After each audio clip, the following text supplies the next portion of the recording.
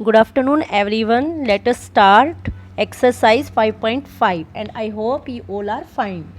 Now, in exercise 5.5, question number 1 is MCQs. Okay, in first part, Ramesh borrowed rupees 7,000 from a bank for 1 year at the rate of 10% per annum the interest to be paid after 1 year is. It means बेटा क्या कह रखा है कि रमेश ने 7,000 rupees हैं वो बोरो किए हैं, मतलब उधार लिए हैं बैंक से, और जो बैंक से कितने रुपीज़ उधार लिए हैं 7,000, तो जो 7,000 लिए हैं उसे हम बोलेंगे प्रिंसिपल। ठीक है, जहाँ भी बोरोड मीन्स तो प्रिंसिपल आएगा।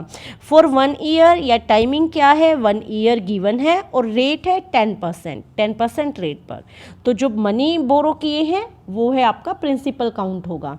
ठीक है, तो the interest to be paid we have to find the interest. Interest का फॉर्मूला है हमारा simple interest is equal to P into R into T divide by 100.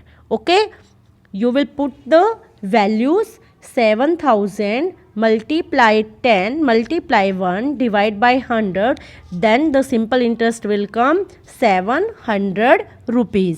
It means option A is correct. Okay, now read the second part. A man borrowed rupees 8,000 from a bank at 8% per annum. The amount he has to pay after 4.5 years is.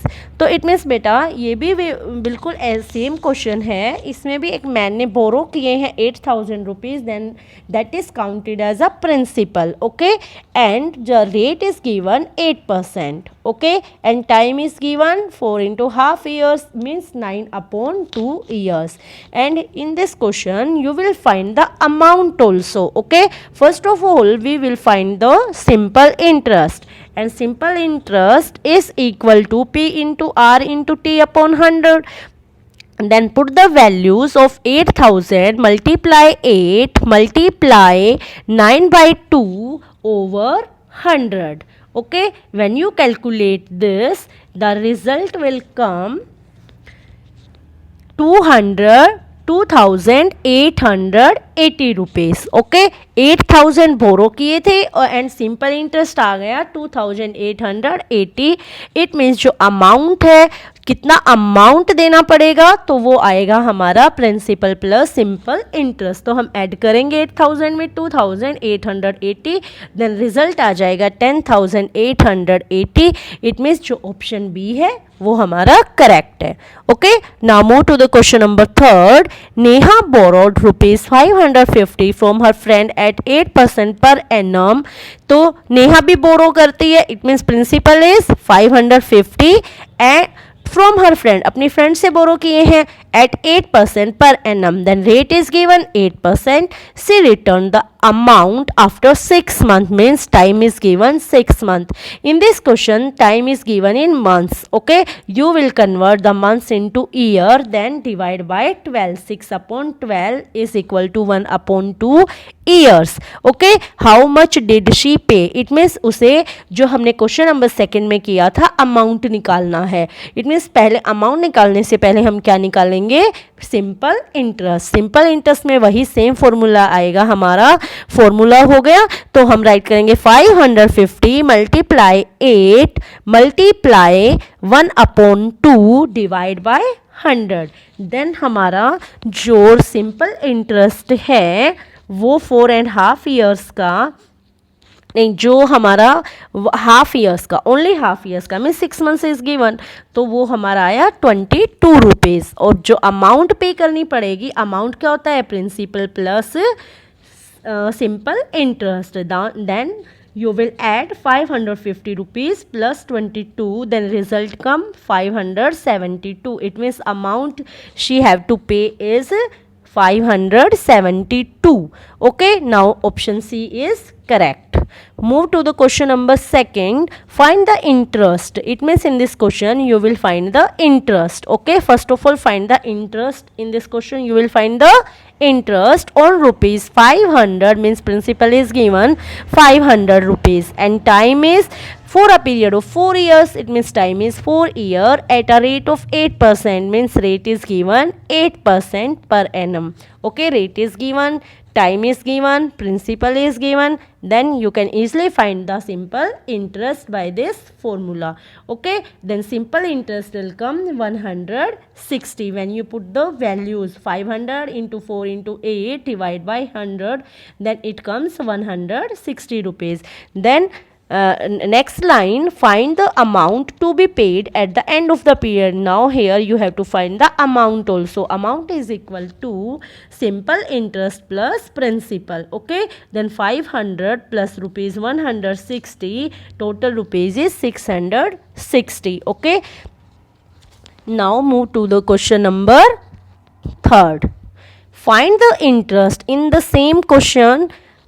The question 3rd is same also. Find the interest. In this question you also find the interest. Okay, 25,000 is principal is given, time is 4 year and rate is 9% per annum. Then simple interest will come. Okay, 25,000 multiply 9 multiply 4 upon 100, and then आपका simple जो interest है वो आ जाएगा 9,000 और amount वही same है. Simple interest plus principal हम add करेंगे तो आ जाएगा 34,000. बिल्कुल सेम क्वेश्चन है, क्वेश्चन नंबर 2 जैसा ही. Okay, question number 4. Rakesh lent out ₹8,000 for 5 years. Rakesh lent out means उधार देता है 8,000 रुपीज़ 5 ईयर्स के लिए एट 15% पर एनम. तो ये हमारा है फर्स्ट केस. ओके, राकेश ने उधार दिए, इट मीन्स प्रिंसिपल है 8,000 रुपीज़, टाइम गिवन है 5 ईयर्स और रेट क्या है 15%. क्योंकि बेटा जहाँ पे परसेंट है तो मतलब रेट है. ओके, ईयर्स है मीन टाइम है. ओके, और जो बोरो किए हैं लेंट आउट किए हैं तो that will count in the principal. Now you have to find the simple interest. अभी हमने सिंपल इंटरेस्ट फाइंड किया तो आगे आपका क्या 8,000 मल्टीप्लाई 5 मल्टीप्लाई 15 ओवर 100 तो आ जाता है हमारा कितना 6,000 रुपीज़. ये हमारे आगे सिंपल इंटरेस्ट. ओके, राकेश का कितने रुपीज़ का 8,000 रुपीज़ पर. अब नेक्स्ट है एंड बोरोड, और वो फिर उधार उसने लिए बोरो 6,000 for 3 years eight 12% per annum. और वो बोरो करता है, उधार देता है 6,000 रुपीज़. ठीक है, वो 3 ईयर्स के लिए और 12% पर. तो वो कहता है कि उसे गेन हुआ या लॉस हुआ. एक बार 8,000 रुपीज़ उधार दिए फर्स्ट में और सेकंड में 6,000. तो 6,000 का हम फिर सिंपल इंटरेस्ट निकालेंगे. तो प्रिंसिपल 6,000 है, टाइम 3 ईयर्स है और रेट 12% है. तो सिंपल इंटरेस्ट क्या हुआ 6,000 मल्टीप्लाई 12 मल्टीप्लाई 3 अपॉन 100 तो आ गया हमारा 2,160. अब देखो जो हमारा जो फर्स्ट केस था उसमें सिंपल इंटरेस्ट 6,000 बन रहा था, और जब हमारा सेकंड टाइम उसने 6,000 बोरो किए तो उसमें क्या था 2,160 बोरोड, यानी कि उधार दिए तो उसमें था 2,160. अब यहीं से पता लग रहा है कि उसने किस पैसे में उसने क्या किया, कमाए हैं, यानी कि उसे गेन हुआ है. तो amount gain by Rakesh is equal to क्या करेंगे, जो उसका सिंपल इंटरेस्ट है 6,000 उसमें से आप माइनस कर देंगे 2,160, यानी कि ये आपने कितने पैसे उसने कमाए तो 3,840 रुपीज़. जो amount gained by Rakesh is this. Okay, hope you have understood the questions and you will do all the question in a fair register.